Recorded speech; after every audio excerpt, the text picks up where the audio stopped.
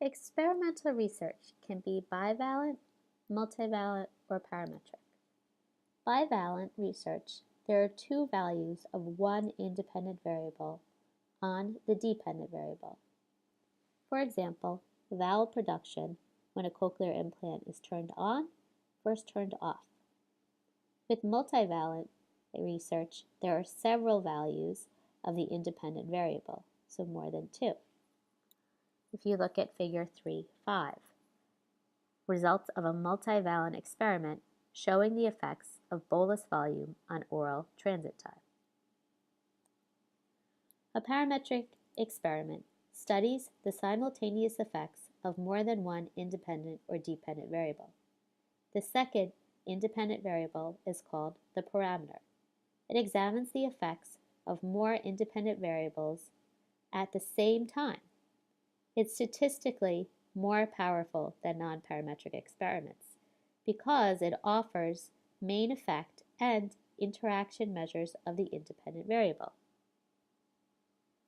Figure 3.9, the results of a parametric experiment showing the interaction effects of subject age and sex on the time between onset of upper pharyngeal pressure and upper esophageal sphincter relaxation while swallowing.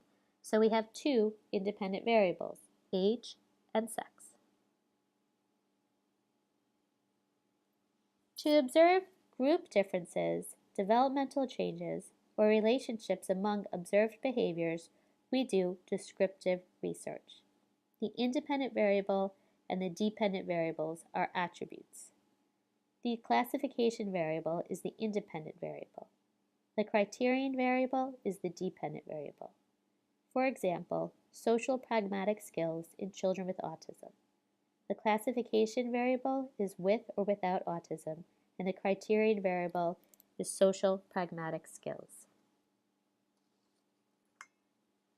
Comparative research studies the differences and similarities among existing variables or subject classifications. You can draw conclusions about similarities or differences. Correlational research studies how closely related the variables are. They could be a positive or a negative correlation, and they are plotted on scatter plots. Developmental studies can be described in three ways. Cross-sectional selects various age groups at the same time. Longitudinal tracks the same group over time, and semi-longitudinal is a cohort sequential research. The pros and cons? They directly show how subjects mature, but they are expensive, time-consuming, and there is subject attrition.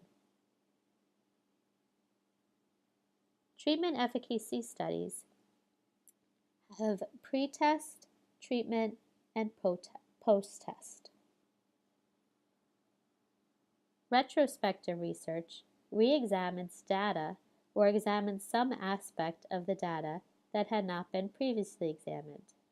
The problem with this is that you don't know the reliability or the validity of the data you're analyzing because you didn't collect it. Case studies are intensive descriptions and analysis of a single individual. It is common practice to use more than one method of study. There are also meta-analysis studies and research review studies that look at a number of studies already completed.